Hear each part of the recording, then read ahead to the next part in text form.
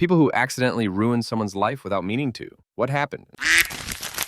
Temporarily, I was looking after my friend's apartment while they were on vacation. There was building work outside and someone hit the downpipe of the toilet, which broke the ceramic toilet bowl, flooding the bathroom. I cleaned it all up, then complained to the building management and asked for the toilet to be replaced before they got back, which set off a series of events that led to them being evicted. It turned out they were illegally subletting without knowing it.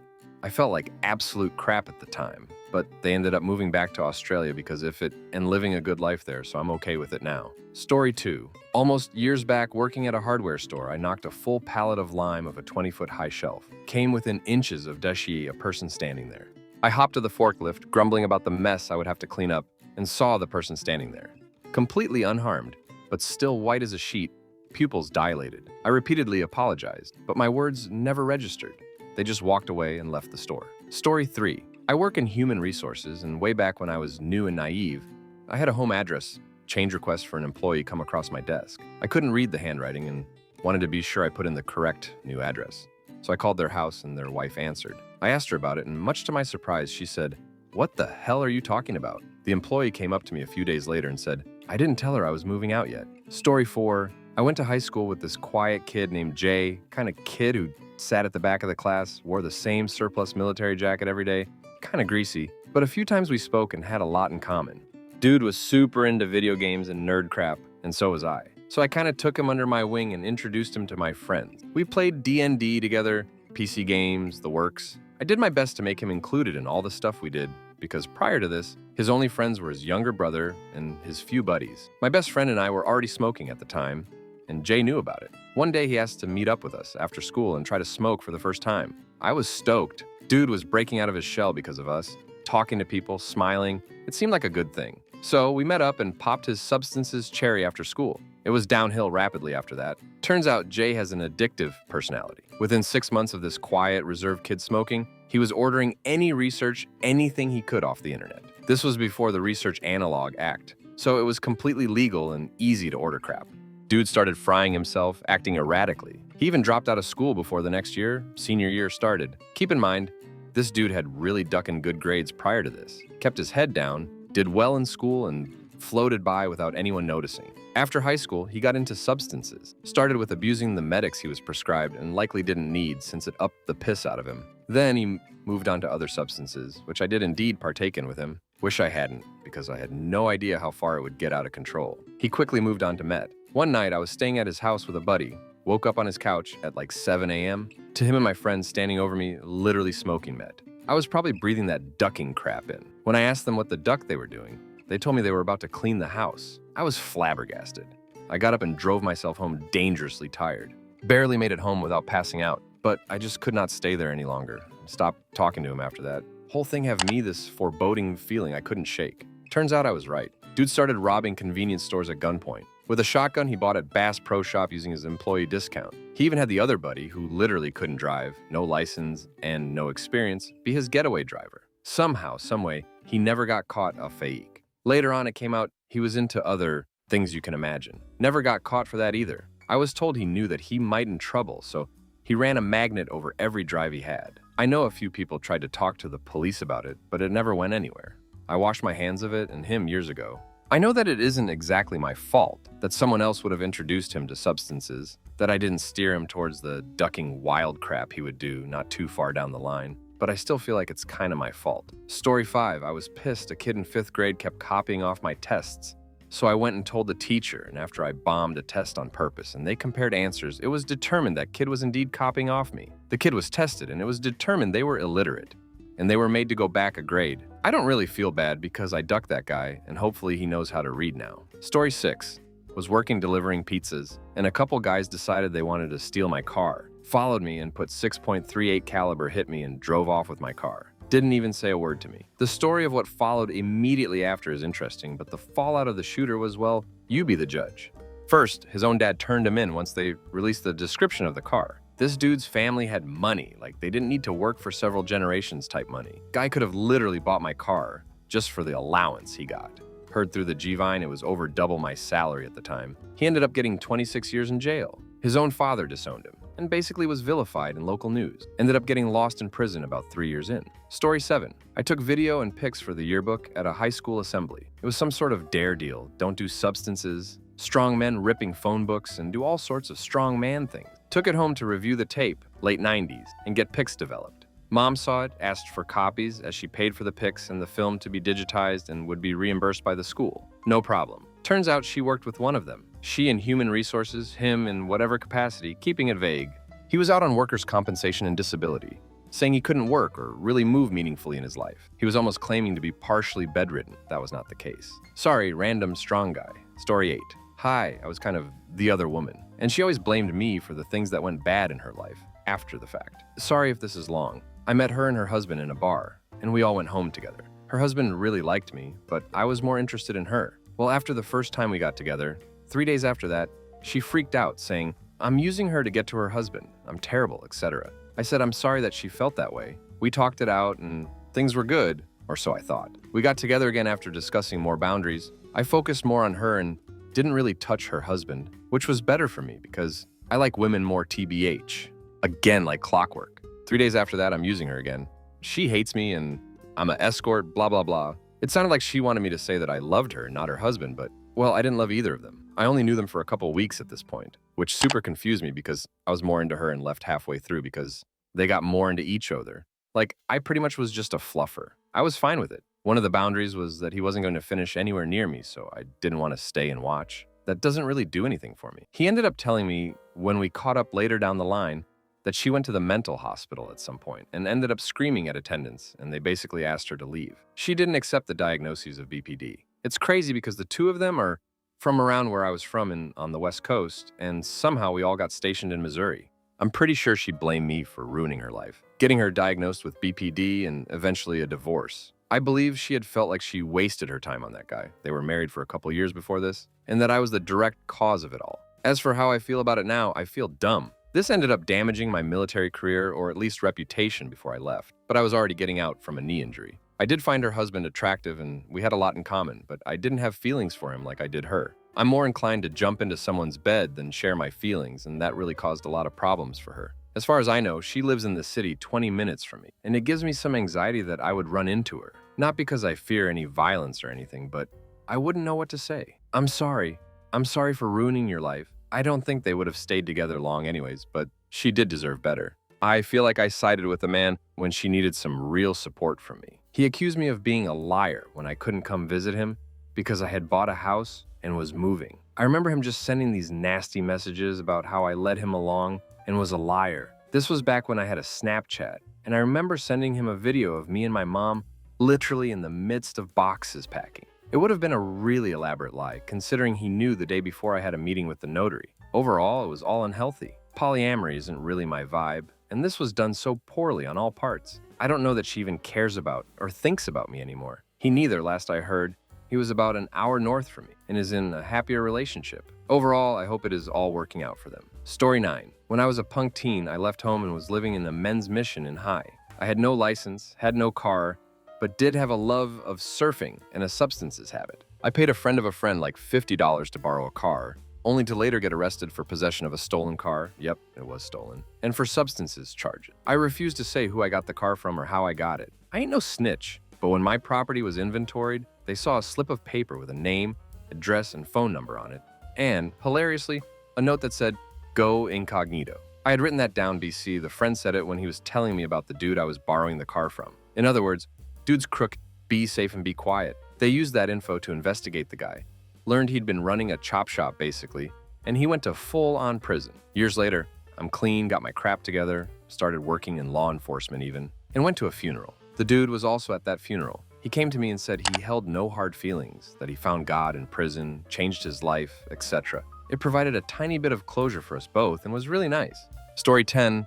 I used to have this friend in middle school who knew I liked him, but he identified as straight. I'll call him Luke for this story. We got handsy one day in middle school, towards the end of the year, but nothing happened outside of that. Then, about a year later, after our freshman year of high school, we met up again. Long story short, Luke and I dated that summer until he decided to break things off. Things were getting sort of serious for him, and it made him nervous having a boyfriend. He specifically said, I don't know how to explain to girls in my school that might hit on me that I'm already seeing someone else. So we stopped dating and eventually stopped talking after that. Fast forward a couple of years, and Luke reached out to me again to catch up and see how I was doing. I was in a serious relationship with someone I thought I was going to be with for a while, though that didn't happen due to my then boyfriend being a sociopath. In the midst of us catching up, Luke drops a bombshell on me. He tells me that he's engaged, which I was happy for him. But he also said he regretted breaking up with me back then and that he had never had feelings for anyone like he did for me, and hasn't since. He explained the real reason he broke up with me, saying that he didn't know how to come to terms with being bisexual and liking men. He couldn't come out then and certainly couldn't tell anyone about it now given his current situation, which, by the way, his fiancée was either pregnant or had just given birth to his child. I can't remember which. He and I chatted for a bit longer, and I learned that he really wanted to explore his bisexuality more with his fiancée, but didn't know how to approach that conversation with her. I don't remember the specifics as this was years ago, but eventually I told him that if he cared about her and they had a good relationship, that he should talk with her about his feeling. Reader, I couldn't believe what happened next. He said that he'd talk to her about everything when he felt like it was the right time, and she was ready. Several months go by, maybe even a year, and I don't hear from him at all. Then I learned why. His fiancée went through his phone one day and found our messages. She saw him talk about being bi and how he still loved me, and there would always be a place in his heart for me. She didn't take that well. They fought constantly, and eventually she unexpectedly took their child and moved halfway across the country, cutting off all contact with him. He had no idea where they'd gone, but he knew that it was because of our conversations. She said as much. I know it wasn't my fault, but I definitely felt responsible. He became even more depressed after that.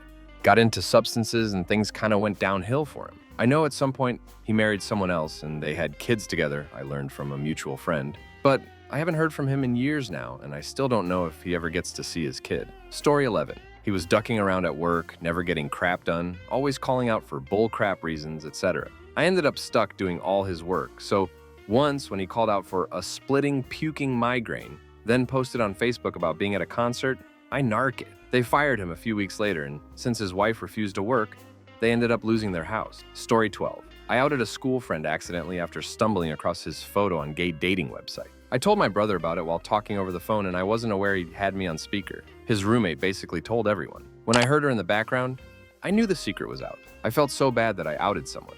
I died a little inside that day. This happened 20 years ago now. I don't know if I ruined his life, but his girlfriend left him. It really wasn't cool. I really felt so bad. Story 13. Complicated situation. And I wouldn't agree that I ruined his life. But if you ask him, I did. It's my brother. He has always been immature, lazy, bad work ethic, defensive about his lifestyle, narcissistic. He was living in our mom's home for free for nearly 4 years with his girlfriend. My mom had remarried and the house was empty for a while. Nobody pushed him to move out. Nobody asked him to pay rent. Nothing. He just got comfortable and became possessive about the house. My wife and I were in the process of looking to upgrade from our starter home as we were about to have our second baby, and my mom's house was perfect. My wife and I discussed purchasing my mom's house, and we came to the agreement on the purchase. Now the rough part. I casually mentioned to my brother on a phone call, who had basically been squatting there for years, that Mom and I had agreed on a sale of the house, and I was the purchaser. The sale would be completed in 2 to 3 months. Plenty of time for him to find something for himself and his geef. He hung up the phone. That was kind of predictable coming from him. I gave him about a week and called again. He immediately started yelling and screaming at me, telling me how horrible of a person I was, how I'm ruining his life, that I don't care about him, etc. I tried calming him down and laying it all out as peaceful as I could, but he isn't the kind of kid you can talk off a ledge. He dug his heels in and basically said he wasn't moving out. I wasn't allowed to purchase the home without his permission, and the house belonged to him. Towards the end of the conversation, I just started laughing and told him he was funny. Told him he had about 6 weeks to move out and hung up. The berating on his behalf continued, texting me hateful things during the days, leaving drunk voicemails late at night. It finally cooled down about 3 to 4 weeks later, and then I get a random phone call from an attorney telling me my brother's legal rights and all this BS. Turns out, it was a friend of his that was in law school, and he put him up to the task of trying to intimidate me. I'm not ducking stupid. I called his friend out on all his B's, and he admitted he didn't want to do it. But my brother was a good friend. More happened, but I don't want to make this story continue forever. He eventually dragged myself and my mom to a therapist who acted as a mediator in the mental process of this whole thing. My mom never wanted to be involved with him, and getting him out of the house after past incidents with him being verbally abusive to her and combative. I can't blame her. She did always coddle him, but that's another story. Apparently, I ruined his life. I'll never agree with that. nor will I apologize. Haven't spoke to him in 4 years now. No plans to. We have a long history that's not pretty, and this was the last straw. Story 14. I unknowingly introduced a really good friend to the most toxic person I've ever come across in my life. My college buddy, Chris, fake name, and I both had a Thursday afternoon off and decided to hit up a happy hour. It was early. There were only about a dozen people in the bar, including us and a group of 3 girls. One of the girls was 100% Chris's type. Tall, thin, dark hair, outgoing, but he was a shy guy and didn't have the courage to strike up a conversation. 30 minutes and some liquid courage later, I take it upon myself to start chatting with the girls and specifically introduce Chris to the tall, dark-haired girl, Veronica. Fake name for this story. She and her friends were all single, our age, in a nursing program at a crosstown school and seemed like nice gals. Chris, myself, and the girls ended up shutting down the bar that night. And by 10 p.m., Chris and Veronica were fully sucking face and acting like the rest of us didn't exist. I was happy for him, but got a little nervous when they ended up leaving together and her friends started joking about not knowing what he was in for. Whatever, he's an adult and far be it from me to rain on his parade. After that night, Chris effectively disappeared off the map. The only times I would see him was in class or at that same bar with Veronica. The dude just seemed off, but refused to talk about it and insisted he was happy. Veronica, on the hand, refused to let him out of her sight, would make him wait outside the bathroom for her. Surprise, surprise, turns out Veronica was a complete sociopath slash narcissist slash straight up con artist who bled Chris dry both emotionally and financially. Highlights include, but are not limited to, fake pregnancies, forcing him to cut off friends, demanding he drop classes to fit her schedule, and manipulating him into paying her rent slash bills slash lifestyle. Now, Chris came from a nice upper middle class who he was super close with, and apparently they rightfully had some suspicions about this girl. I just figured he was head over heels for Veronica and ignoring us all, but I knew something was wrong when his mom called me and asked if I'd spoken to Chris lately. Turns out he had drained his bank account and started racking up significant debt on the credit card he shared with parents, buying crazy expensive jewelry slash makeup slash clothes for Veronica. That was enough for his parents to drive the 4 hours from their hometown to stage a mini intervention. In the end, Chris had to drop out of school, move back home, and his parents ended up getting a restraining order against Veronica.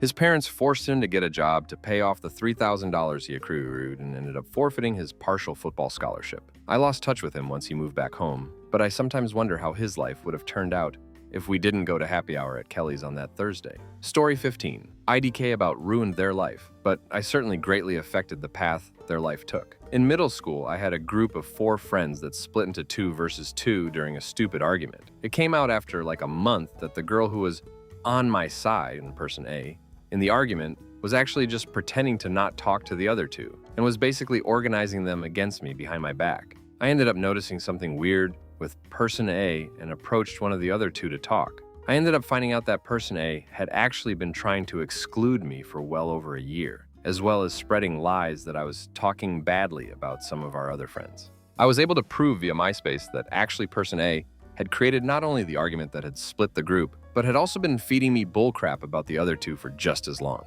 It was basically the most stereotypical middle school girl bullcrap ever. After the 3 of us started comparing notes and messages, it was really clear that person A had some sort of issue with me, wanted me out of the group, and was going to try and paint me as a villain to do it. We confronted her with the facts and demanded an explanation and an apology to move forward. We set up a date and time to meet because she agreed she wanted to apologize, and she ended up turning and walking away from us instead, never contacted anyone afterward. That all happened right at the end of middle school, before we all went to high school. I never spoke to her again, wouldn't be shocked if the others didn't either. She basically went into high school with no friends, and we had no issue telling people what happened if they asked, so I don't think we helped her make any new friends either. I did have a couple of classes with her years later in high school, and she basically didn't speak. It was like that event totally changed her personality, and she retracted back into herself. I don't think I ruined her life. But now that we're adults, I do look back and see that it had a huge impact on her and likely sent her on a different path. She got grouped in with the weird kids after that if she was ever with anyone at all, which I know is probably a huge blow because she had spent a lot of time talking about solidifying her spot high in the status quo once we got to high school. Even though she was definitely targeting me, I would handle it differently now. Childhood should be full of fun times with friends, and I don't know that she really ever got back to that after losing the group.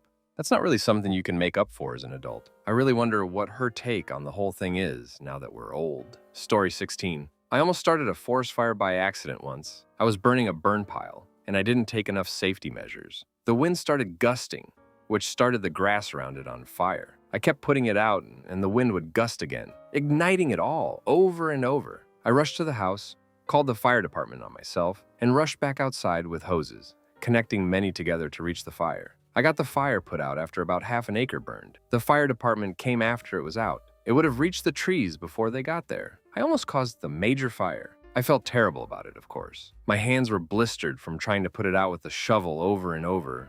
The grass was green, but there was dead, dry grass under it. Combined with the wind, it was just a nightmare. Story 17. I felt really horrible when I found out. So what happened was, a girl in my school I thought I was friends with handed me a letter that basically told me what a piece of crap I was. It apparently took 3 pages, front and back, to tell me how much of a piece of crap I was. It took me half a page on the front to tell her to go duck herself. That was on Friday in high school. I went about my weekend and did whatever with family that went back to school on Monday. I had actually forgot about the note in my booking. I never called anyone or told anyone about it. I was like, whatever. On Monday, no one would talk to me. Apparently, she was busy all weekend, not forgetting about my note back to her and telling everyone of our mutual friends. She just forgot to tell them about the note she gave me first. So I went to say hi to one of my friends and they commented, ignored me. I was like, okay, but then every one of my friends did the same thing throughout the day. At some point, I remembered the notes and was like, oh. I figured out the problem fairly early on, so I waited. I knew my friends well enough to know they couldn't keep giving me the silent treatment forever. Someone was going to confront me eventually, and I still had the original note that started everything in my bag. So I walked into school and just waited. The next Friday, I was walking to lunch when a friend of mine started yelling at me. How could I be so cruel and do that to someone? I didn't say a word, just reached into my bag and handed her the original note that caused all the problems. She read the note and said, I got this, and just walked away. By the next Monday, I had all my friends back, and she didn't have any friends anymore. A few years later, I found out what actually happened. My mom worked for the town hall as an accountant. Her mom was the police chief. My mom caught her mom embezzling money. I didn't know about any of it at the time. Her mom lied to her about what happened, and so she was mad at my mom messing up her life and took it out on me. If I had known, I would have handled things very differently. I feel horrible isolating her even more. What she did wasn't okay, but I wouldn't have wanted our friends to stop talking to her, nor would I want her isolated due to what was a problem between our parents. Story 18. I intervened when my close friends want to pass, and they stopped being friends with me. It ruined their lives at the time. Many years later, they're alive and seem to have a good life and got married. I wasn't invited to the weddings. I'd tell myself it was worth it because it was the right thing to do, and at least they're alive. Story 19. This one time in college, me and this guy I knew were sitting around chatting. Then more and more people I didn't know kept showing up until there were about 10 of us sitting in a circle just talking about random things. This one guy came sitting down next to me, and eventually we got to memes. I jokingly said, Mom's spaghetti is the best meme ever made, to which most agreed. Then this guy's eyes lit up. He was so excited and said, if you guys like that, then I have something to show you. To which I made the mistake of jokingly going, as long as it's not My Little Pony or something, haha. He looked at me like I had just hit his dog. I immediately realized what I did and tried to backtrack, but there was already blood in the water at that point. The 2 girls next to him looked over and asked pretty cattily, aren't you that guy who walks around in the pony shirt? And when he said it was his favorite character, they just skeet. I admitted at that point that my brother had made me watch an episode and it wasn't bad, but the guy just deflated by then. For the rest of the semester, I never heard him talk again, and I never saw him in the later years either. I know it wasn't that bad, but I still think of Ira once in a while. Who tries to show a My Little Pony parody to a bunch of 20-somethings? Oh, and I also told a guy about Bitcoin before that first huge crash, and he also disappeared. In that case, I did warn him. It's not a safe investment, though, but who knows? Story 20. When I was in elementary school, I socked. A boy was always picking on me without permission. His mom was huge Karen to me after this. Anyway, my parents got called into the school after I had explained what happened. My dad, I have no problem with my daughter standing up for herself and hitting a boy who hit her. I love you, Dad. Story 21. Started dating my therapist. One of her friends found out. Got very angry at her. We were broken up by then, but she still reported her to her professional order. Now she's losing her license. Won't be able to practice anymore. I know everyone is saying this is her fault and all, but I still feel tremendous guilt. Yes. In the end, the relationship was hurtful to me. I won't go into detail why. But my goal was to move on. The process the order went about on making a case against her was extremely invasive, pulling my medical records, calling my family, making me testify. I didn't ask for any of this. I just wanted to move on. Her friend is using this against her to be spiteful because she didn't want to be her friend anymore. I just wanted to be left alone and not create even more hurt. This is all still happening right now, and I truly wish none of it was. Story 22.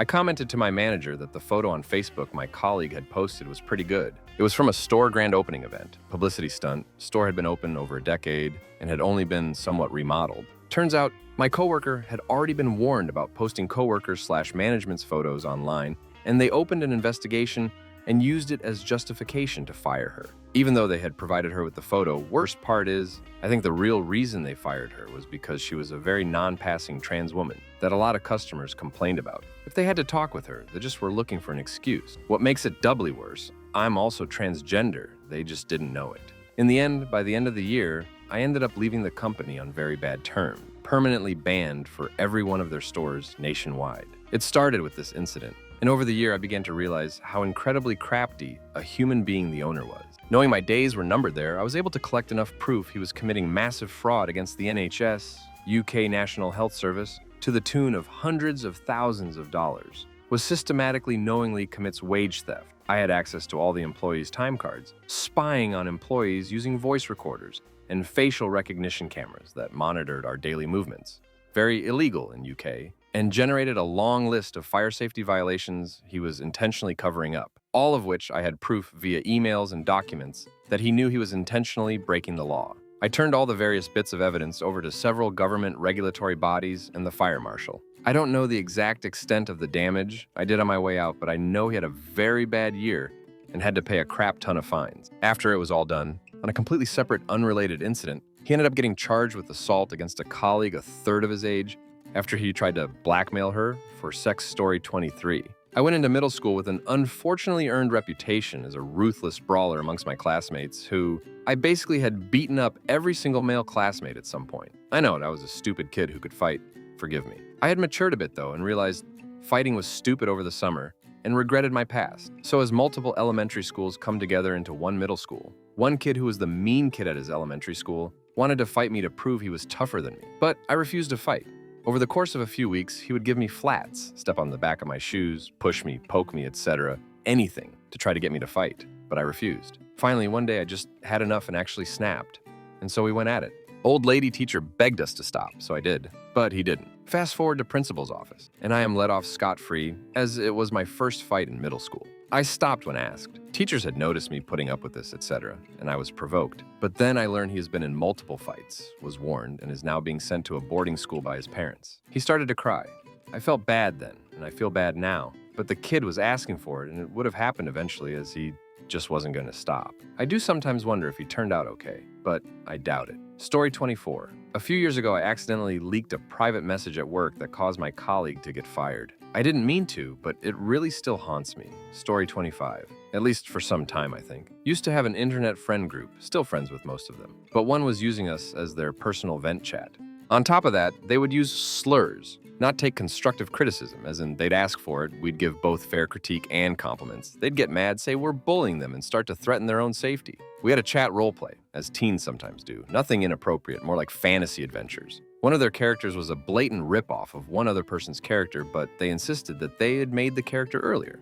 Backstory, and everything matched. Said character started using slurs, became a colonizer, and started insulting all other characters, even ones based appearance-wise on other people in the group. They would also talk as that character, insulting people, and when we'd tell them this wasn't nice, they just said, "Oh, it's just what the character would say." We ended up having 2 falling outs. First time, they told us that they'd attempt to drink hair dye. We called an ambulance. They survived. The other time, they told us that they'd take whatever pills they could find and that it'd be our fault. Called the ambulance again. They're still alive, thankfully. What prompted this? Oh, maybe us trying to have a constructive conversation about their habits. They also tried to pit us against each other many times, and I became the default mediator while also stressing over exams. After our last falling out, we saw them at a packed local burger joint during an event. They came over to scream at us about how if we're going back to the event, we should stay away from our mutual friend, who we'd greeted earlier. They were the second oldest in the group. Story 26. I got attacked during PE class at school, never been in a fight before, but the kid jumped me from behind, literally jumping over my neck, trying to hit me out. But I was an athlete, so I knew how to position myself to flip him over the top of me, grabbing him by the hood of his sweatshirt and slamming him headfirst into the ground. He was knocked unconscious. All my classmates looked stunned as to what just went down. The craziest part of the whole thing was that I'd never met that kid before, or talked to him, but apparently he had some beef with me of some kind. Gym teacher is running and yelling. I'm just standing there shocked as to what just happened. It felt like natural instinct. I ended up getting a settlement from the school because they tried to come after me with threats of jail and trying to get me to confess to starting the fight, but I didn't, and my parents were smart enough to lawyer up the same day to cover me, and it played out in our favor for them, trying to frame me and threaten me at the time. Fast forward, the kid that attacked me ended up apologizing to me face to face during my suspension after he got out of the hospital a couple weeks later. He hit his head and had 2 broken shoulders, but luckily no neck damage. It became so awkward at the school that I had to transfer. We ended up moving. Other kids were scared of me, and staff resented me for the settlement for my family after their threats. It really shocked how one moment from someone else could change my life so fast in that moment. Story 27. My childhood best friend and I were making a silly plan to sneak out of my room at night. We tied some sheets together to make a rope, movie style, and lowered it out of my 3rd-floor bedroom window. She volunteered to go first, and after she was fully outside of my window, dangling in the air, the knots came loose. I watched her fall all the way down in slow motion and bounce off my water heater onto the grass. I ran outside, fully expecting her to be unconscious, or worse. But she was unexpectedly fine, and already up and walking towards my front door. We swore ourselves to secrecy about this moment and never told anybody what happened because we were so embarrassed. It became something we joked about for a while after. We did a lot of dumb, dangerous things as kids. Over the years, we've grown apart, and now as adults, she's developed a lot of mental challenges she didn't have before. Memory issues, social skills, overall executive functioning. I think about her often, and I can't help but suspect her falling out of my window had something to do with it. Story 28. I was once the tool which got someone's career stalled, but I do not feel entirely responsible. I was in therapy at an agency and knew 2 friends who were therapists working there. I also had a 3rd friend who had just ended his life. At the funeral of our mutual friend, one of the people I knew from the mental health agency gossiped about private and confidential information they had snooped into the dead person's file to read. At my next therapy session, I was deeply grieving the loss and outraged about the gossip from the dead person's file. So my therapist pressured me to reveal the name of who gossiped, and I refused. 2 days later, I got a phone call from my 2nd friend who worked as an MSW therapist at the clinic and who had absolutely no idea about what was going down as we had not even spoken in a year or so. And she asked me why she was being questioned and possibly disciplined due to this gossiping. So I was forced into a position of having to reveal who indeed had been unprofessional. And that was the end of her career. And it was handled so beautifully that to this day, she has no idea.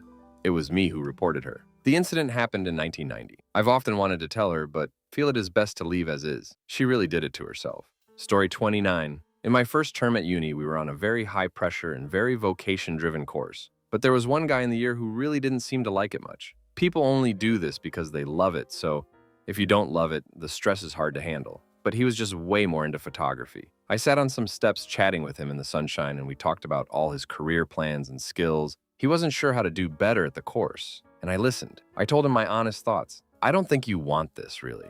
You don't enjoy it, and you really want to pursue photography. It's not going to get easier. Are you doing this for any other reason than it's what your parents want? And he got really quiet. He kind of mumbled a bit and left. We came back in 2nd term, and he was gone. He didn't say bye before he left. I don't know how he's doing. At the time, I felt awful that I'd seeded that doubt. I thought I might have caused him to swap a qualification you can earn well on for a life of scarcity as a starving creative. Now, look back and realize he always would have left, but I had helped him not waste another 3 to 6 months. There was no malice in my words, just a genuine reflection of what I was hearing him tell me. I daren't look him up, though. I do hope he did get a life where he achieved what he aspired to, not what others expected. Story 30. I was abused by another guy living in my dorm during my first year of university. I spoke out about it, which led to 2 other women coming forward with similar experiences. Once administration started to investigate, they discovered he was growing substances in his room. This was grounds for being kicked out of residence. The next I heard about this guy was a couple of years later when an acquaintance had let me know he had gotten expelled from school, got mixed up with bad gambling,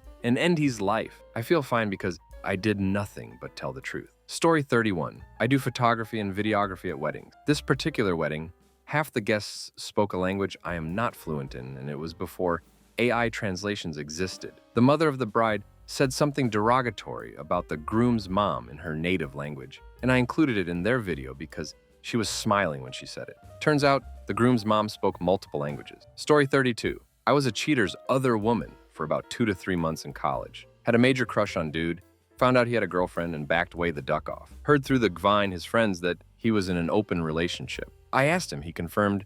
We started losing boundaries as friends. I asked him one did if I asked him to kiss me, would he? And he said yes. So I did. So he did. We both left that college that semester and went our separate ways. It was kind of awkward because he sent me a text essay about how I had fallen in love with him, and he wouldn't pick me, he picks his girlfriend, which I was like, first no, and second, duh. I never thought you'd leave her for me. I'm not in love with you. I found out at the beginning of this year that he lied. Keep in mind, this happened 4 years ago. He apparently wasn't in an open relationship. He was cheating, and I was his affair partner. It ended their relationship. All those great memories we had together were one-sided on my part, at the expense of his relationship. I just never even questioned it. I'm ridiculously easy to lie to. It's a personality flaw, and gullible has my picture in the dictionary. But I can't help but feel guilty because I just never even thought to make sure he was being honest. I just took it at face value. I didn't really ruin his life. He chose to ruin it himself, but I helped. He's still depressed from the fallout 4 years later. Makes those good memories we have all feel so net. Story 33. I apparently tricked my bullies into thinking I committed. I got homeschooled after the 7th grade due to bullying from peers and teachers. Apparently there was a rumor among the peers that I pass, and one boy in particular who was real nasty to me cried when he heard about my death. Story 34. Many years ago I was going to the track, harness races, and I asked a guy, Alan, if he wanted to tag along. He'd never even seen a horse before. Each race I would tell him what I thought, and he'd either bet $2 or skip the race. $2 was important to him. Then in a late race, there was a horse named Minya Mitzvah. He got all excited. A horse! I gotta bet him! The horse was awful, and I told him so. Went off at 30-1. This was early winter, and there was a heavy fog obscuring the far side of the track. Off they go and disappear into the fog. Even the announcer saying, "Your guess is as good as mine." They're in the fog for a long time. And finally, the first horse emerges, alone. We're waiting for the rest of the pack, which eventually the field emerges, but the lead horse is way out in front. Who knows what happened in that fog? We can now see the colors, and sure enough, it's Minya Mitzvah. It cruises home, and Alan reveals that he bet $10. So now this kid suddenly has more money than he'd ever seen in his life. His brain is doing cartwheels. He was hooked. From that day on, he became a degenerate gambler, always chasing that high. Years later, he told me, "I can't stop. Even if you gave me $1 million, I'd be broke in a year." All because of a horse and me casually asking him if he wanted to tag along. Story 35. I don't take full blame, but I didn't help. Had a boss. He was not a good boss. Ducking employees, never came to work, raging alcoholic, good old boy type that didn't understand why I was so good at my job with my personality type sales. He was a made man though. Basically, he was kept around because a connection with a high-level executive. Anyways, he was still on thin ice because he would regularly get wasted at company events and start fights or whatever. Still, he did advocate for me at times. He pissed me off, and when his boss came to town, who was also a piece of crap but was forced to tolerate my boss, I unloaded, let him know he was ducking employees, that he never worked, and that he was drinking again. A week or two later, my boss gets fired. New guy comes in who sucks maybe just a little less. Heard a couple years back, my old boss I probably helped get fired passive liver disease at 43. Rumor is he was begging to just be allowed to pass. Year later, the executive who always bailed him out also passed. Not sure of the cause. Story 36. When I was younger and in my party days, I slept with a guy I met on a night out. Nothing untoward, except in the morning I saw his phone ping and his lock screen was of him, a woman, and a small kid. I questioned him, and whilst he initially denied anything, he eventually admitted he was married, but going through a rough patch. He asked me not to say anything to his wife. I was pissed as he'd lied to me about being single, and I now wanted nothing to do with him. So once he'd left, I found his wife on social media and told her what had happened. She was annoyed at me, rightly so, but thanked me for telling her, saying she suspected something as this wasn't the first time he'd gone out by himself and told her he stayed at a friend's. I never heard from her again, and I'd blocked the guy's number and on social media, so I soon forgot about it. Years later, I found out she had kicked him out and filed for a no-contact divorce the day I told her. He was caught drink driving after another night out, having slept in his car, then lost his high-paid job and was now living with his parents, who were thoroughly unimpressed at his fall from grace. Morally, I don't feel too bad, as whilst I might have been the one who told the wife, he was the one who literally ducked up. Story 37, not ruined. I fought an eviction. Lawyer was a complete ass. There wasn't real reason to evict, so he made up a ton of stuff. Anyway, he is an estate lawyer or something, so evictions aren't really his thing. So I managed to drag it out like a year. His client, my landlord, was so upset she dropped him. Then this lawyer stalked me and had me evicted from my new unit where the same thing happened again and his client dropped him. His reputation in town fell. Apparently, this was his thing. He ended up changing his law firm's name. Story 38. Coworker went on a road trip to Seattle. I jokingly asked him to bring back some heroin. I was not a user and didn't actually want any. It was clearly a joke. Well, the day that he's supposed to be back, he calls me and says he's running late and might not be there on time. So I don't get concerned when he's not in at his scheduled time. An hour late and I call him again. No answer. He doesn't come in that night. Calls the next day. He was speeding excessively to get to work. still in another state, and got pulled over. He had some weed in the car, just a personal amount, but still not great. The problem was he had a very small amount of tar heroin he was bringing me back as a joke. That joke ruined his life. He had to move to that state in hopes of avoiding a charge for transporting substances over state lines. Since he had two separate kinds of substances, they pinned a dealing charge on him. It didn't end up in jail time, but long probation, and he had to live in a crafty place for years. I apologized to him and felt terrible. He never once blamed me or had any animosity. He knew it was his choice and that he had ducked up. I still felt bad about it. Story 39. I was at a friend's house with my boyfriend. Her dad happened to see him kiss me. He told us to leave. My friend badly wanted me to stay, but it wasn't my house. I couldn't insist on staying, though. Now, I wish I'd asked her to come with us. Maybe it would have made a difference. We left. Her dad went ape crap. Her mom came home from work to find him hit her. Her mom separated from him, and she and my friend lived somewhere else for a while, until my friend figured it out and dated an older guy and let him get her pregnant so he'd have to marry her. He married her and joined the army. She had 2 kids from him and divorced him. The last time I talked to her, she was dating a guy who was nice except when he was drinking. She probably married him since she has a different last name now. Her daughter has been in and out of the court system. Her son passive overdose. He was dealing it too. Her grandson is in prison for murder. Story 40. I'm a sales rep for a large manufacturer, and part of my job is managing channel partners and their distribution agreement with individual accounts at a certain dollar amount. I accidentally assigned a distribution agreement to the wrong channel partner, and the rep I meant to give it to got into a physical confrontation with the purchasing agent over it. They obviously got fired and haven't worked in the industry or really any corporate job since. I didn't even realize I made a mistake until after it all went down, so I just kept my mouth shut. If you're wondering how it could happen, we have standard pricing, but can give rebated pricing to distributors if we want them to push additional discounting down to a specific account. This was a large academic account, and I'd meant to give a preferred distributor rebated pricing to bid with and standard discounting to everyone else. Somehow I accidentally gave the rebated pricing file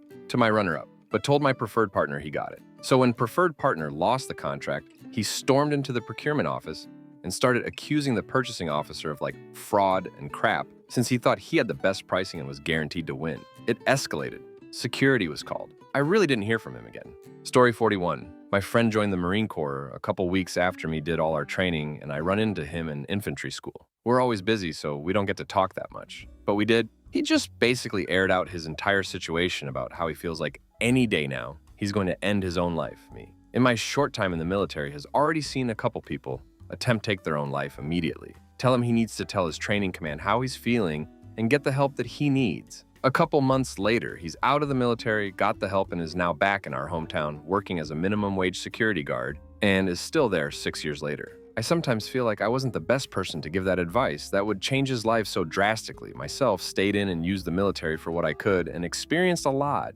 and got to get a successful career in aviation. Well, due to what happened to him is on his record. He may be stuck working not so successful work and get to experience as much. Maybe he was just feeling down at that moment, and I gave him the right advice at the wrong time. Who knows? Story 42. I suggested a kid I knew at school to consider joining the military and using the GI Bill later in life. Sure, he wasn't able to get accepted to a college or university. He thought it was a fantastic idea, so he went for it. Dude's convoy hit a IED on his first deployment. He survived but has a litany of health problems. I feel terrible for suggesting it. Story 43. 20 years ago, I was a computer tech at university. One day, my colleague has told me that she is reviewing a very interesting master's thesis and asked me whether I could find some authors mentioned in the references. Back then, everything was either not online or not easily searchable, so doing so required some Google foo.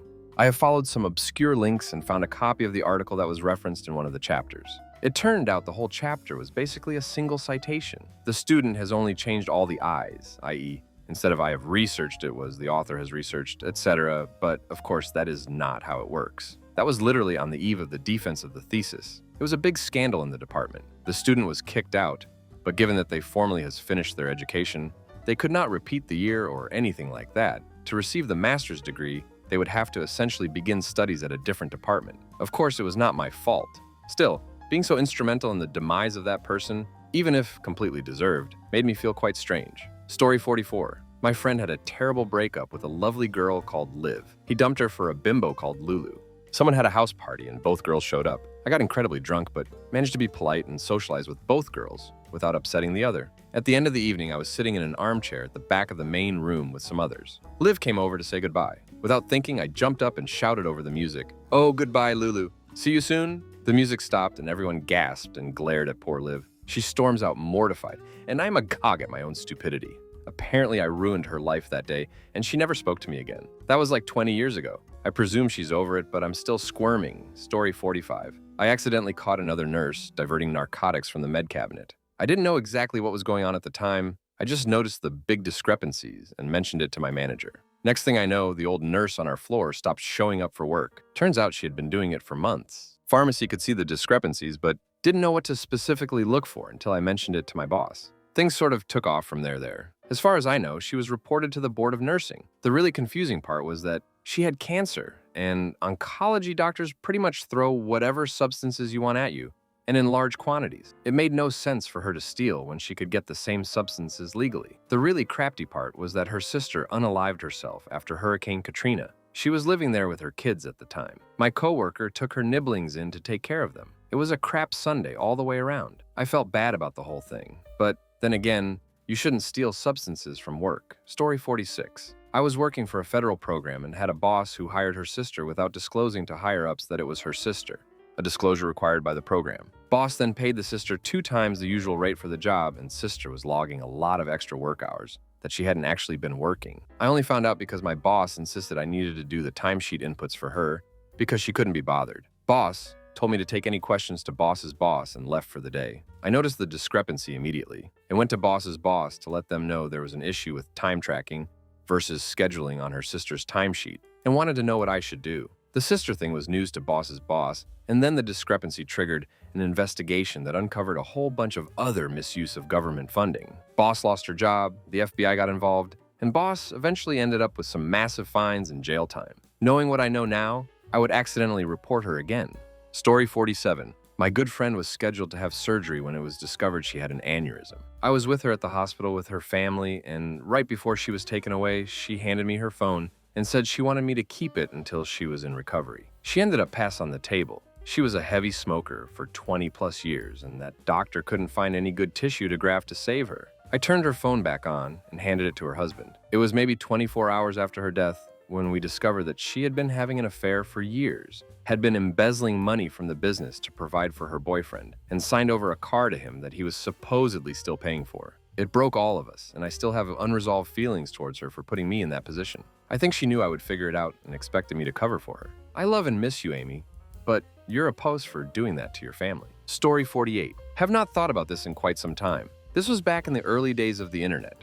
I would be chatting with people online. Started talking to a girl, and we really hit off. Things go flirty, and then things move to the real world. We found out we were only a couple of hours away from each other, and she was coming to my area in a couple of weeks. Perfect. Set up our date, and we had a great time. A couple days later, I get a message from her husband. Apparently, I was not the only person she was visiting. He was hurt and disappointed by her actions. He wanted to reach out to just let us know what was happening. More of a, I am divorcing her, and you may be called into court. Did I feel bad about it? A little bit of guilt, but this was on her too. She was not forthcoming about her marriage. Should I have asked more questions? I was a lonely and horny 20-something. Not much thought given when someone wants to meet you.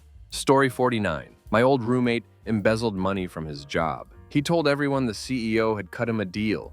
He'd quietly reimburse what he stole, resign, and the CEO would even call a friend out of state to get him a new job. Fast forward 16 years. I moved states away, and that supposed friend of the CEO is now my new boss. In conversation, I mentioned how cool it was that he helped my roommate after the embezzlement. My boss looked confused. When I explained the whole Baton Rouge story, how my roommate upcharged clients, cashed checks, paid the bills, and pocketed the difference, my boss excused himself to make a call. Turns out my roommate had lied. He had landed a finance job with my new boss by pretending that referral was real. When confronted, he admitted the embezzlement story. There had already been questionable financial discrepancies at his current job, and now the truth confirmed suspicion. Without meaning to, I exposed him, and 16 years later, he was fired. Shortly after, his wife left him, maybe because other issues had already been simmering. Story 50. I had a crappy office sales job when I was 24 and worked with a bunch of younger people like myself. We used to goof around a lot, and one day the president of the company sent out an all-employee email about something or other.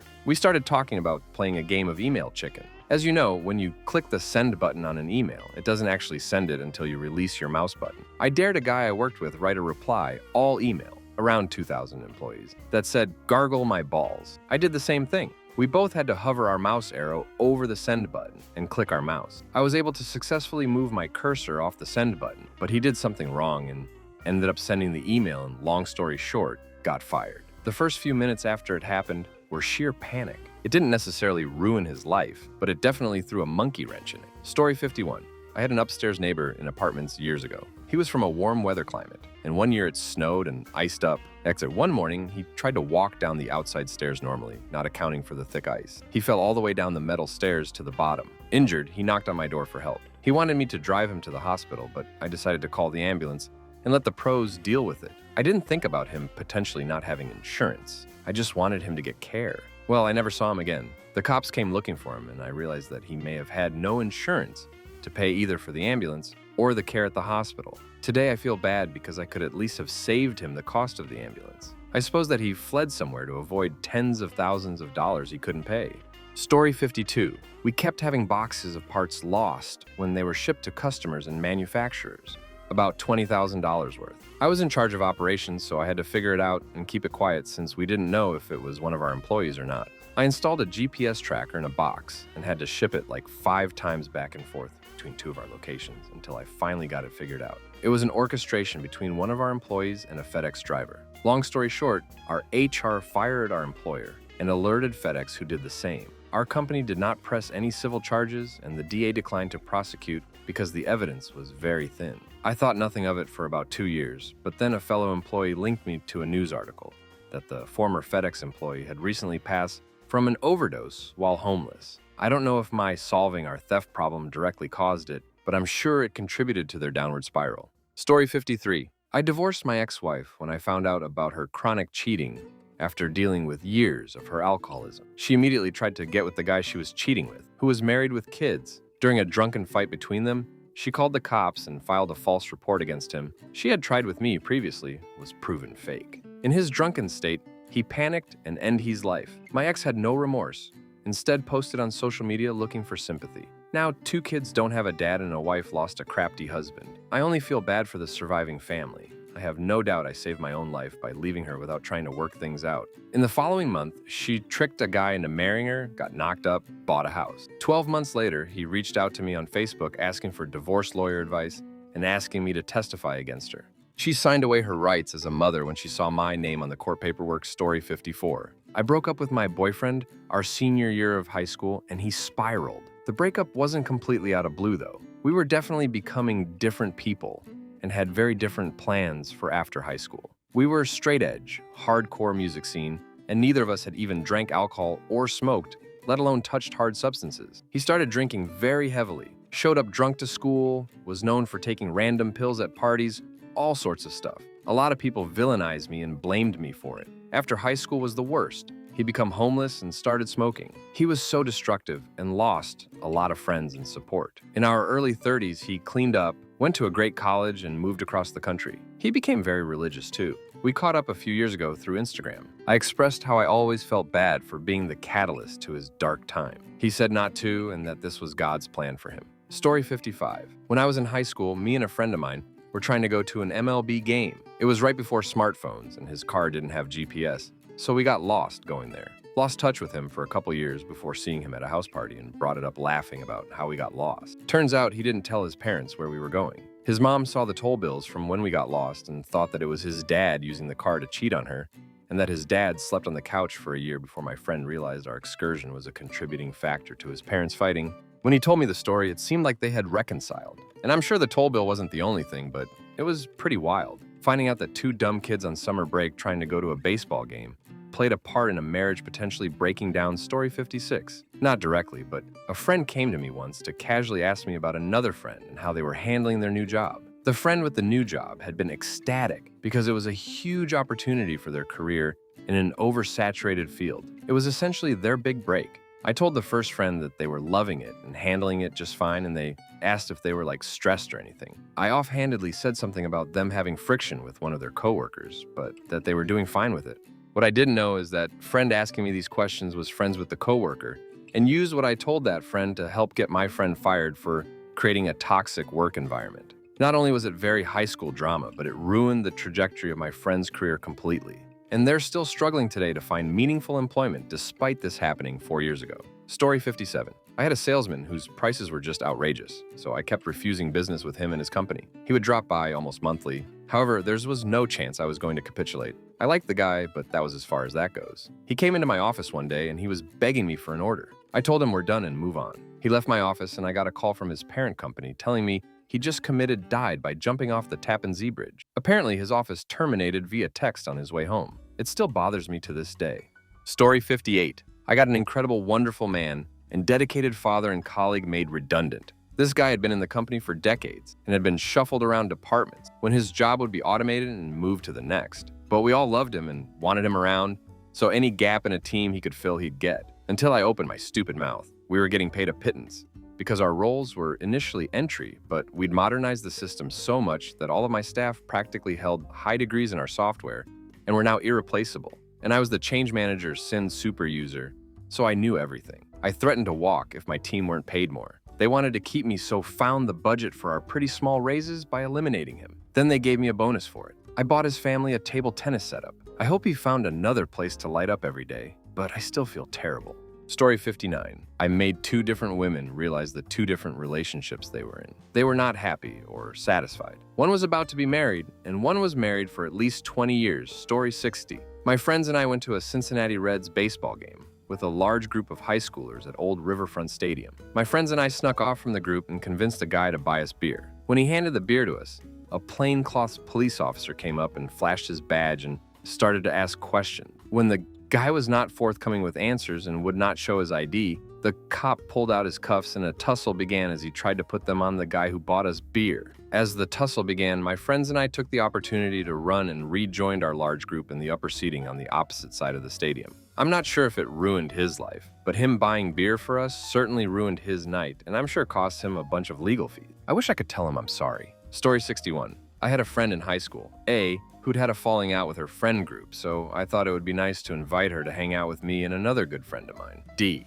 We were all on the hockey team together, so they sort of knew each other, but hadn't really clicked yet. Well, they clicked pretty quickly after that. The 3 of us did a lot of stuff probably shouldn't be doing, and once I realized it was getting out of control, I stopped hanging out with them as much. They eventually left my school. Neither graduated the year I did. D eventually graduated after she got her life together, but A never did. And I still feel guilty about introducing them because before I did, Ann was a straight A student and a star sportswoman. She had even represented our country internationally. 15 years later, and I still feel a bit guilty that I started this. Story 62.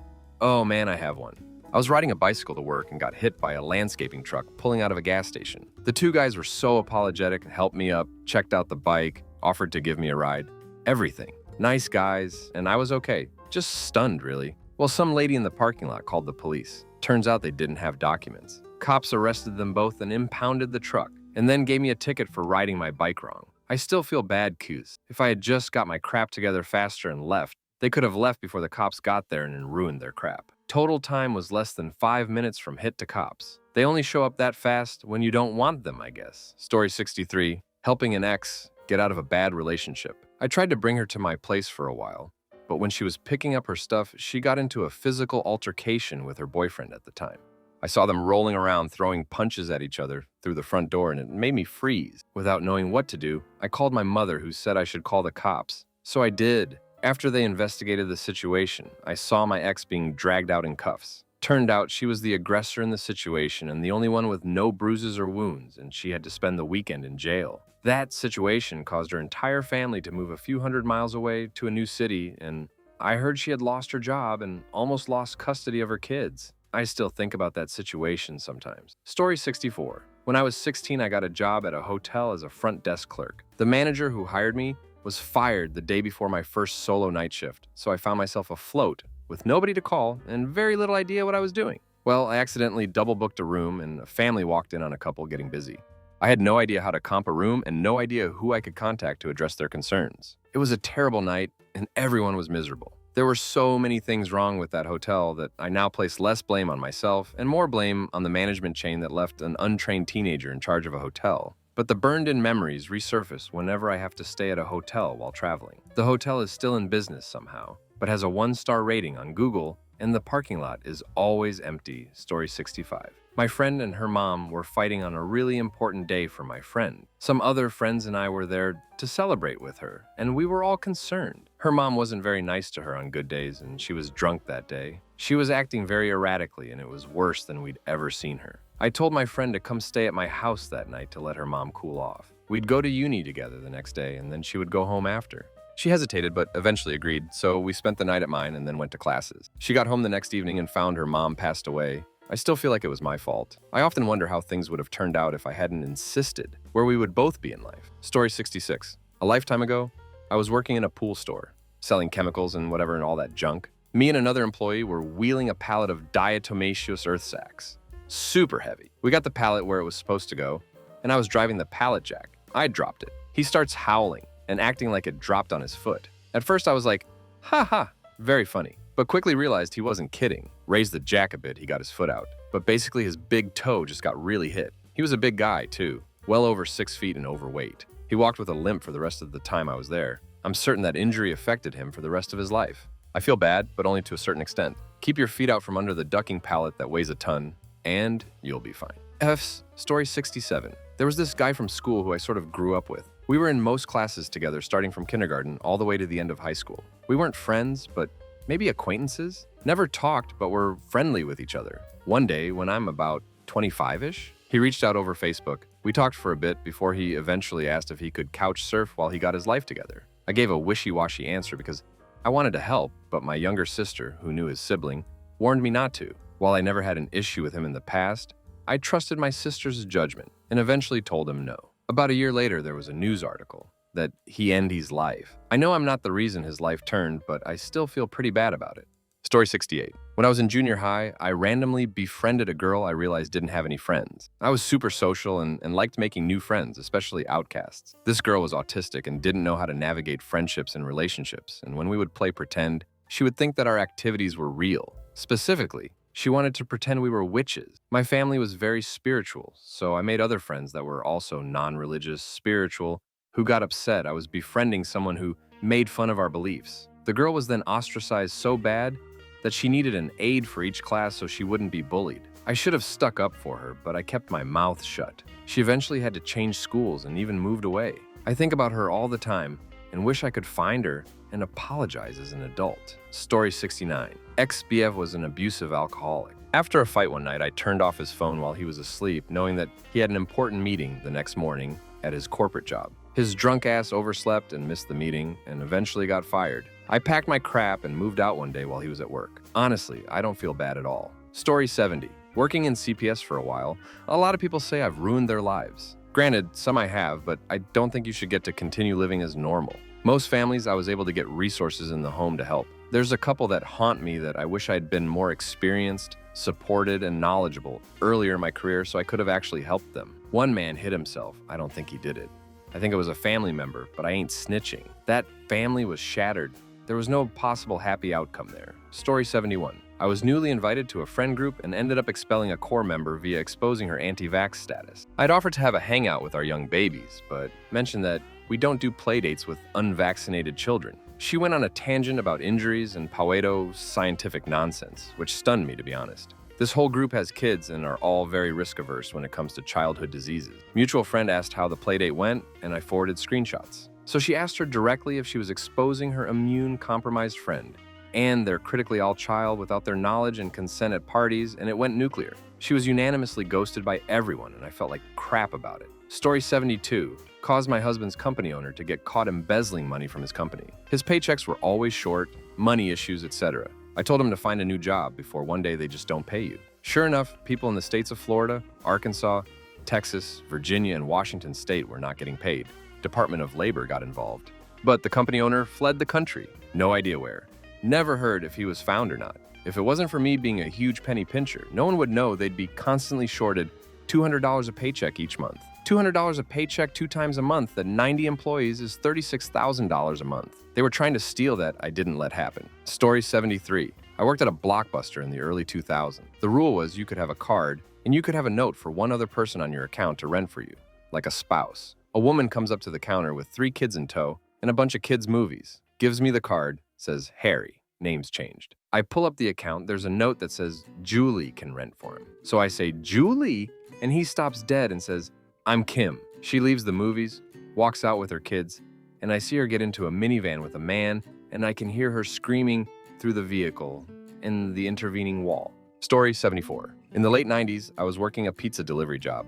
Ended up getting a friend of mine a job there, something he did for a few more years because it was good money. He ended up moving to a different chain, and 20 or so years ago, he got ambushed by a couple of thugs who called in a fake order to mug the driver. He suffered some brain damage as a result, and it derailed his studies. Granted, he had a lot of issues anyway, and there's no certainty he would have been able to finish his degree and go into that field, but this incident didn't help.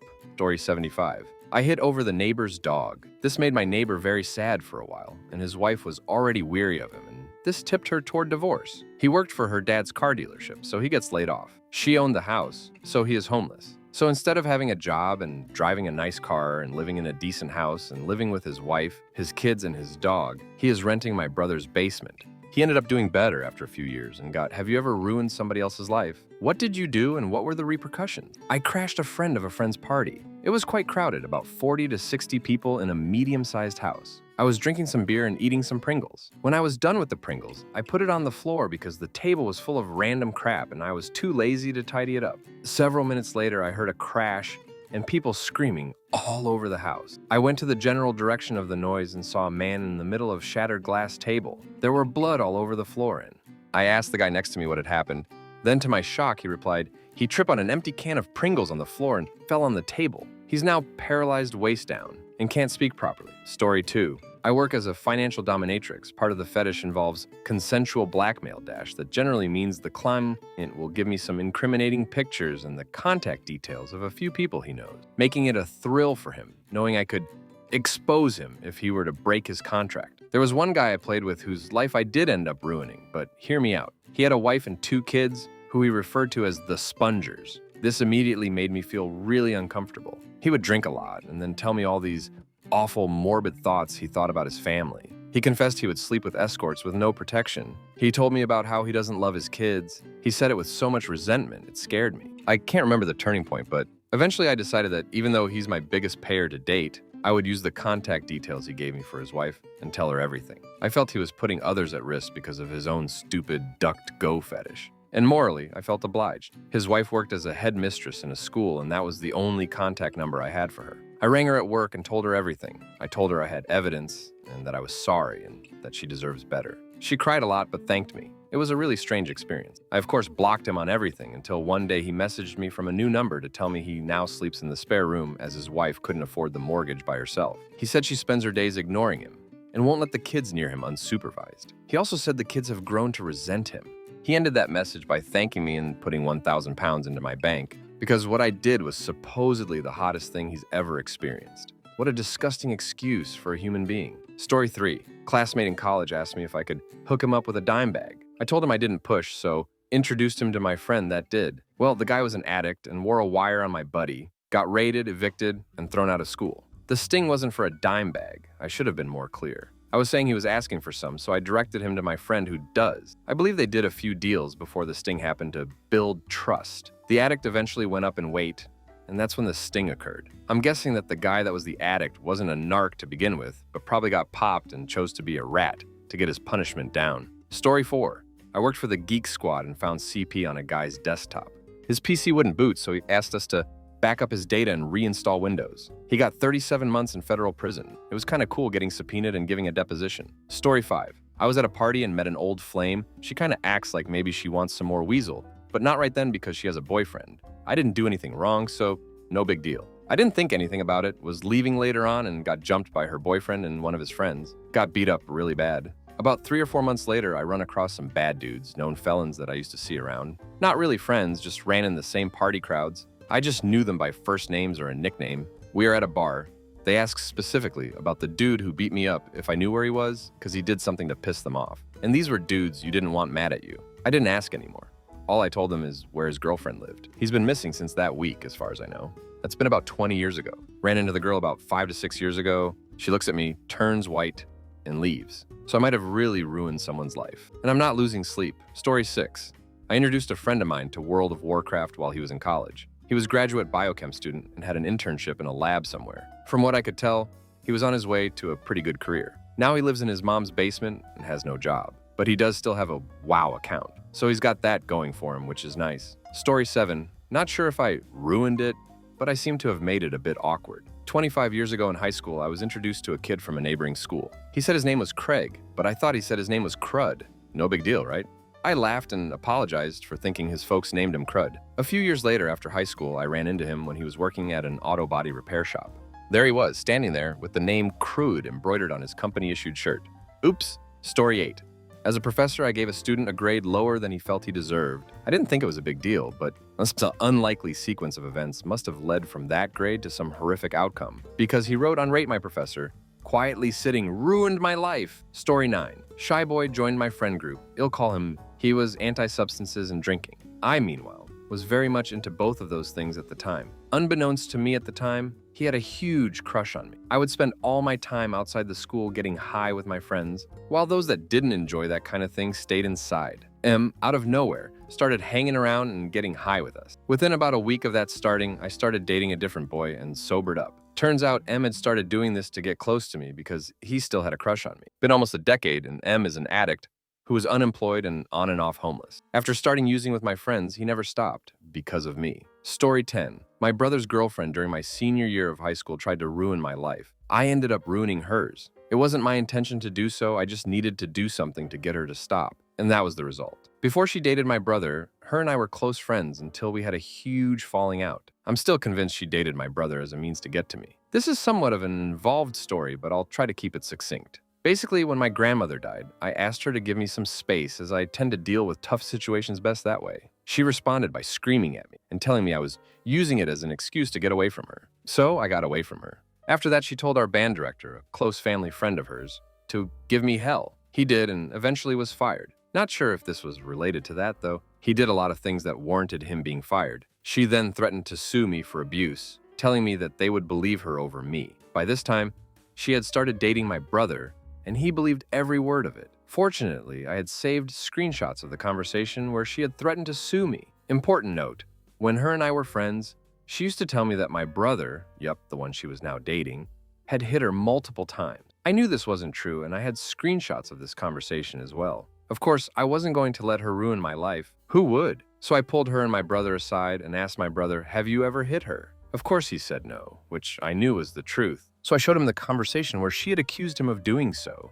as well as the conversation involving the suing for abuse. He was furious with her. Eventually, all of her friends found out that she had been lying, and they didn't want to be friends with that type of person. She told me that I had ruined her life, and she called my mom to explain the situation. Naturally, her explanation was that I was trying to separate her and my brother, but I talked to my mom and cleared things up. I've since blocked her on everything, and I have had sweet silence on that front ever since till Dr. my brother's girlfriend had a grudge and tried to tarnish my reputation, and in an effort to end this, I caused her to lose just about every friend she had. Story 11. Well, I didn't ruin anyone's life, but mine was ruined. All my life I've speculated on my sexuality, and I went on to live 18 years without telling a soul about my uncertainty. When I turned 18, I met a boy who was straight as well, except he was unlike any other guy I'd ever met in my life. He was genuinely kind, compassionate, and selfless. But he was not my type at all. I was not attracted to him at all, or so I thought. Well, I went through a falling out with my family and ended up living at his house. This was maybe 6 months after we met.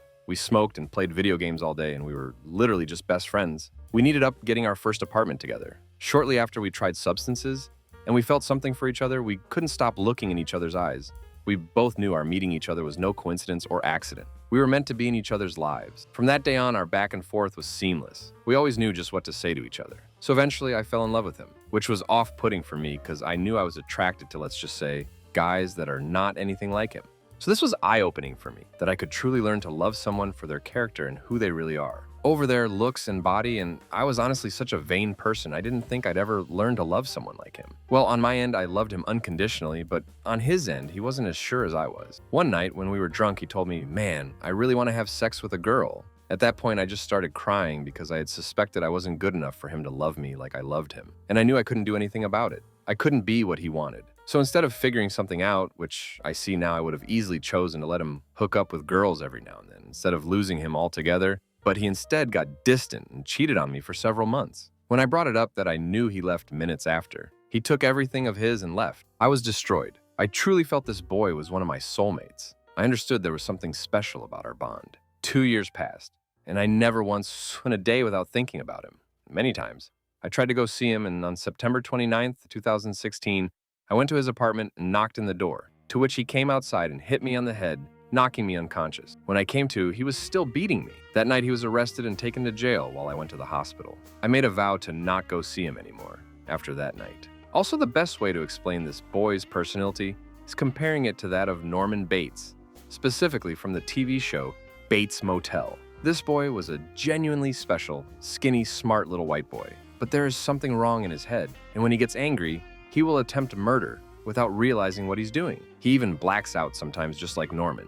Anyways, after making the extremely hard decision to move on May 5th of this year, he came to my window and asked me to come outside. I did, and we talked. I realized after hanging out with him for days after, I still love him. Everything he is, everything he does, and all the potential I saw in him, I just absolutely adored. And on July 12th, he told me that he made a mistake coming back and that he needs to leave me behind. And that ducked me up so badly because I had finally tried to move on and he brought everything back just to say, "Duck you, deuces." Through the 2 years I lived without him, I was extremely weak-minded. I've been depressed and still am to this day. I've attempted to pass twice and have been hospitalized once for my most recent attempt. I lost myself in love. I cannot fathom being normal ever again. It's just something I feel is impossible, even if it's not, because that's what depression does. I lost literally all of my friends. I lost my job and even my family. After finding out I dated a boy, they haven't talked to me since. They're very strict Christians. I've been alone since, and I'm a pretty odd kid, and I haven't been able to make a lasting friend since I met him. Especially while I'm depressed, I've realized no one wants to deal with me. No one wants to be around me, and no one wants to care. I've literally lost my life because I fell in love with the wrong person, and he wasn't smart enough to realize how important it is to leave me with understanding. He abandoned me and left me with nothing but speculation, and my mind has rotted with the constant thinking and wishing and hoping. My life is over as far as I see it, and I know that's petty to say, but I've never known love. I've never known true friendship. I've never known compassion. I never got any of these things from my honestly horrible family, and I have yet to see any of those lights in humans since I met him. And the depression is making me believe I never will. My life isn't my life anymore, and I honestly am just waiting to pass. Story 12. I'm actively working to ruin the man who slept with my wife. He was our son's PE teacher. While my ex-wife did initially consent to the affair, he began messaging her, telling her he would show photos she sent him, his friends, and everyone else if she stopped the affair. First, I got him fired from the school. Second, I got a restraining order and have hired a lawyer to pursue civil charges. I have money, lots of it, I'm willing to waste to ruin him. I sent the threatening messages he sent my wife to his wife, and his parents via Facebook, via screenshots from Facebook Messenger that is tied to his profile. I then found out he was on workers' comp from the school for a knee injury, but simultaneously operating a tree-cutting business that involved heavy lifting and climbing ladders. He advertised over social media. I hired a private investigator, obtained photographic evidence, and have reported him to the state board for fraud. Story 13. I ruined someone's sophomore year. He was my neighbor in the dorm, and we were great friends, so we decided to room together the next year. I decided to transfer schools for a number of reasons, but I didn't tell anybody until I fully decided, which was pretty late in the year. He ended up getting assigned a total creep for a roommate that apparently made his year pretty crafty, and we never spoke again after parting ways. When I checked in with another friend, he said he heard he talked a lot of crap about me and was pretty pissed off. This was 11 years ago. My wife's parents happened to be friends with the parents of another guy in my hall. Freshman year, and it turns out he's getting married, and my would-be roommate is the best man. The wedding is this Saturday, and we're going... I've been having anxiety for the last few weeks, just hoping we can put stupid crap behind us and get along like we did as freshmen. Story 14. I kind of have the chance to ruin someone's life before you judge me. Please, let me explain and hear me out because I'm unsure of what to do. I had a roommate in college who I used to be absolute best friends with. Suddenly, he'd doing things like talking about me behind my back and even asking my ex to duck 2 days after her and I broke up. He always avoided talking to me about why he was doing this, and people starting telling me that his behavior was getting worse and worse. The few times I hung out with him after we started falling out, he would always ruthlessly put people down for no reason other than to build himself up. I couldn't believe that he used to be my best friend. It even escalated to the point where I caught him stealing $60 from the wallet of a mutual friend. I didn't want any drama, so I stopped hanging out with him completely, and we both got new roommates the next year. For some reason, he continued to say bad things about me and my friends, Eventually, he got his first girlfriend. I just want to put a warning for sexual assault here in case people don't want to read on. About 2 months later, he was caught brutally raping his girlfriend with his ducking fist. The 3 people that caught him called the police. She didn't want to take it through the legal system, but the school still expelled him. I'm friends with someone that he used to be childhood friends with, and they still live close together. My friend says that my former roommate is still the same terrible person he was in college, judging on the few times they've run into each other. Thing is, my former roommate is now in a new college. I feel like I should alert the new college, because I know for a fact he somehow found a way around informing the new school that he was expelled, and I honestly think he's a dangerous person. Thing is, it would probably ruin his life. Part of me says I shouldn't be involved in any of this, and I should mind my own business. But another part of me says that if I really think he can hurt someone again, I should alert the new school. I don't know what to do. Story 15. I don't know if I was the reason their life was ruined, but in a way, I feel guilty. This guy and his friend lied about something that I did that they said I didn't do, which resulted in a patient crashing. I went back through the chart, and the one guy didn't even see the patient till 4 hours after his shift started. Anyways, my boss wasn't the greatest either, and took the side of the 2 guys who were lying, even though I showed evidence of them lying. I had also called ombudsman on the place as I had gone through the channels about ants and a patient and nothing was being done. So I think it was more of them wanting to get rid of me. I got super pissed and I don't know why I did it, but I said, "You lying sacks of crap." I ducking quit. I'm not religious either, so I don't know why I did it. Within that week, my boss's house burned down and he lost everything. The one guy who lied about me got busted for lying and lost his license permanently. The other guy who had backed him up had a major MI, was on a ventilator for 6 months before he finally died. I had gone in to visit one of my friends during lunch and all the RTs that were there asked me what the duck I did. Some of them had heard me curse them and had thought it was funny before all this crap went down on them. Probably just coincidence, but man, I was really pissed off that day. Anyways, I doubt I had anything to do with it, but I still find it odd that all 3 of them had some pretty ducked up crap happen to them all in the same week. Story 16. One of my ex-friends got busted for CP. I was the one that taught him how to torrent. He told me he only wanted to download some movies and a few CDs, and he went and downloaded Ducking This. It feels so weird that this man is in prison now, and he wouldn't be if I hadn't taught him how to torrent. I know this man is scum, and he fully deserves it, and it's not my fault that he turned out to be a creep. But still, I feel so ducking guilty somehow. He's in prison because of me. Story 17. My sister and I were skipping rocks. I tried to pick a big one up and lift it behind my head to throw it. As my arm swung backwards, the rock slipped from my fingers and hit my sister. 6 months later, she started having seizures. She still gets them 21 years later. I can't help but think it's my fault she's epileptic. Story 18. Thought I ruined some girl's life in elementary school. Teacher left a couple of us alone in the classroom. We were doing some work. Teacher asked us not to look at our grades for that quarter, which of course made everyone want to, but I was a good little boy, so I didn't. One girl looked at her grade and got really pissed. She told her mom. The mom called the teacher. Teacher called me to rat pissed girl out, which I did, but was able to cover for everyone else. Came to school the next day with pissed girl's friends, and everyone I covered for calling me Benedict Arnold, "You ruined my life," and other such crap. Actively felt bad about it for months. Every day I felt sick with myself. I really felt like I ruined her life. Had her in a high school class a couple years later. We didn't talk or acknowledge each other. She looked like trash, like bad girl, too much eyeliner and all that. She disappeared about halfway through the year. Not kidnapped. Or maybe I really have no idea. Took me a lot of years to realize she made her own bed. And it wasn't my fault she broke the rules and sucked at school. Update. She did not show up at the reunion. She was not in the yearbook either. Story 19. I don't think I did anything wrong, but I was certainly the reason. My second year of college, my intended roommate dropped out of school, so I got reassigned a room last minute with a third-year guy. I tried to be friendly to him, but he was really aloof and shy and closed off. One day, some of his friends from his music classes, he was a music major, come over, and one of them is flirting with me, big time. She was a Swedish exchange student, and we started dating and everything. After about a month or 6 weeks of dating, my girlfriend finds a note from my roommate talking about how he loves her so much and that he's been depressed for years, but being anywhere near her was so great for him until she started dating me. There was a lot of hurtful stuff about me in there, how I took everything from him, etc. She gets worried and calls me and asks if I've seen my roommate, and I tell her I haven't. So when I get home from work and the door's blocked shut with a chair, I get a real bad feeling. Called campus safety and yep, death. I got to spend the last 2 months of school staying in a hotel just off campus, and my GF was so messed up from his letter that she dropped out and moved back to Sweden, and I've never heard from or even been able to find her again. Story 20. My mother stayed in an abusive marriage for years because of me. After she divorced, she refused to go back home to her family because she knew that moving to and living in India would be detrimental to me, and it absolutely would have.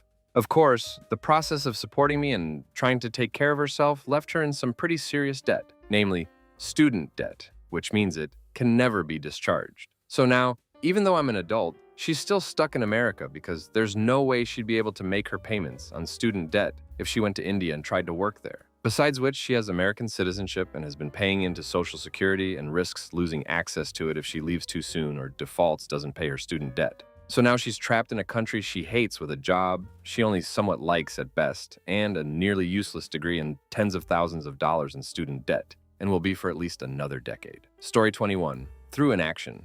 Yes. Long story short, they had submitted a credit application which would have helped their business stay afloat. They were declined. They weren't hard to decline though. They could have gotten approved if they had a certain amount of liquid capital, or could put an additional asset towards collateral. Or, since my business had a great relationship with the bank, we could have given the word and they would have taken a gamble on the guy. I knew the guy. I knew the banker. I knew the banker would personally be putting his neck on the line for this guy. I knew the guy was in a bad situation due to no fault of his own. He was a great guy, but the odds of him paying the loan back were very slim, and the banker would have been severely reprimanded, maybe for allowing the loan to go through. What did I do? I called the customer and apologized to him, telling him his loan was unable to be approved and that he'd be receiving a letter in the mail explaining why in the next few weeks. In order to keep his payroll up to date, he sold off one of his critical assets, which he had a loan against, and is using that money to both pay his employees and pay off the monthly payment, which is illegal. I made the right call, but any day now he's going to go under. I just heard that his checks have started bouncing, and the holder of the loan on the sold asset found out it was sold. He's going to go under. If I had helped him get the loan to get the new asset, he would have had much higher cash flow and never would have sold the asset that he did. He wouldn't be an industry leader, but he'd be afloat, and his employees would all still have a job. So I didn't directly ruin him. Circumstances did, but through inaction, I allowed him to fail in story 22. I haven't yet, but I'm in the process of ruining several who all work together to screw over my wife and I. My revenge has consisted of simply telling the truth documented to various government entities. Once they are done, several lives will be permanently ducked. Story 23. I had a neighbor who was a drunk. Worse than that, he was a drunk driver. Not a day went by, I didn't see him swerving into his driveway. One morning around 5 a.m., I came out and he was hosing off the front of his car. That kind of guy. Called the cops a few times. They didn't do anything, kept saying they needed to catch him in the act. I figured it was only a matter of time before this guy hit someone. And I was pretty worried having my kids playing outside with this drunk on the loose. I bought a burn phone and began using it to file anonymous complaints with virtually every agency I could think of. I told them whatever I thought might prompt action. Never filed a report, but always just left a juicy tip for them to follow up on. I basically figured that a crap bag like this was doing something illegal and would get swept up if I just figured out the correct combination. The one that eventually stuck was when I called the local substances task force. They stopped him on the way home one day and caught him driving drunk and with a bag of meth in his car. He also had a handgun in his possession. He had a CCW, but because he had a handgun with subsentences, it resulted in him being charged with like a super felony. He went away after that. House was either seized by the sheriff or foreclosed, and a young family moved in afterward. Story 24. I started a butterfly effect that got one of my high school teachers fired and blacklisted in the state. He was a piece of crap, trying to get the theater teacher fired behind her back. One day he called me out for waiting to use a saw for stagecraft, and I blew up on him, called him every name in the book, and essentially told him he was a crap person for reasons X, Y, and Z. I got sent to the office, but since my record was spotless, they just sent me back to class and had a meeting with the teacher. Eventually, a lot of other students got the courage to call him out too. He got fired within that week. It feels good to win. I also slashed his tires. Edit. His wife also left him after he got fired. Story 25. One of my best friend's ex-wife, he and I both had feelings for each other that we never told the other about until it was far too late to act on them. In all honesty, I was pretty crushed when they got married. But I never did or said anything to undermine the relationship. I love him enough that to me the most important thing is that he's happy and safe. We stopped talking for a while after they got married, later found out she banned him for speaking to me because she saw me as a threat. During that time, she became physically and emotionally abusive. When we started talking again, all I did was listen and be supportive for him. When he told me that he had been sleeping on a couch for over a year because he wasn't allowed to sleep in her bed, I told him he needed to get out since he was the only one trying in the relationship. She boasted about cheating on him in their apartment in her bed and did everything she could to try and make him look like the bad guy. She refused to sign or even be served the divorce papers until the sheriff served her at work and even then refused to sign them. She destroyed all of his things that were in their shared apartment, left him with only his work clothes and what he had been wearing at the time. 6 months after the divorce finalized, she tried to say she was pregnant with his kid. He hadn't touched her in almost 2 years because she wouldn't even sit on the couch next to him for the whole last year of the marriage, let alone have sex with him. When he told her that wasn't possible, she then went on a psychotic rant about how he and I must have been having an affair.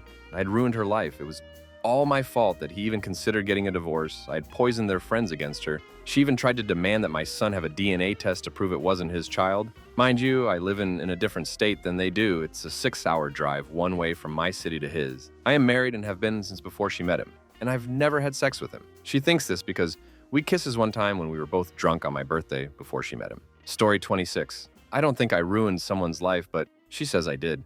I'm open to opinion on if I'm wrong. If I am, I got some apologizing to do. So I used to date this girl. We were together for 7 years since high school. Well, I found out she was seeing a side chick during high school and said it's with a girl, so it doesn't count. It didn't interrupt the relationship, so I continued to date her for the rest of the 5 years. We moved in together and the relationship became stale. I tried to speak to her about it multiple times. She continued saying that she was happy and there were no problems. I ended up becoming a police officer on night shift and I never really saw her except to sleep in the same bed for 2 hours before she had work. I ended up seeing an even older ex and we started hanging out a lot. Eventually, I ended up cheating on her too. I told her about it. We were together maybe 2 more weeks, then I moved out. I still talked to her months after. We saw different people, but we both ended up still sleeping together. We kind of stayed somewhat best friends. Whenever she had a rough day at work or some other issue, she would come hang out and we would cuddle on the couch or I would give her a massage. I helped pay for her electric bills when things were bad, never asked for anything in return. She wanted to start dating this one guy seriously. We had one last night together. A week or 2 later, she comes to my door right before Christmas. She tells me she can continue hanging out. She says I ruined her life and she will never be the same. We stopped talking altogether for a good 2 years after that. It hurt me more than ever that she stopped talking to me. We still talk every now and then now, and I'll buy her and her new boyfriend dinner every now and then. But it still feels like I lost my best friend. But she says she's the one that's been scarred. I really want her back as a friend, but I have a girlfriend soon-to-be fiancé that I love. I tell her everything, and I'm sure she wouldn't appreciate an ex like that hanging around. Love and relationships are weird, fragile things. Story 27. I kind of just set it up so that they would do it to themselves. I was getting ready to move out of an apartment where I had 3 roommates and a couch guy.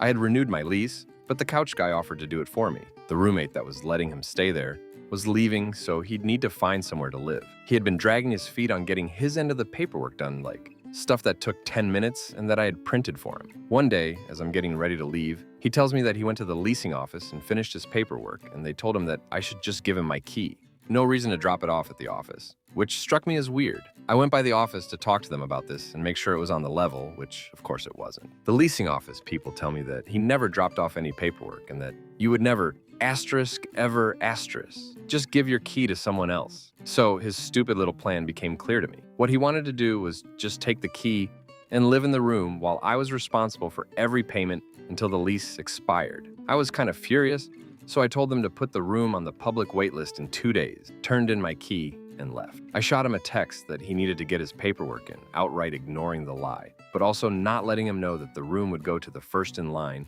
in the next 2 days. I left him with the impression that his little scheme was still going according to plan. Things would only go wrong for him if he went forward with it, which he did. The room was filled by someone on the wait list by the end of the week, and I didn't pay a dime in additional rent. He was kicked out on his ass and Portland's newest homeless youth. He sent a pretty long, angry, and rambling text to me sometime later, which I just ignored. I'm pleased with my work.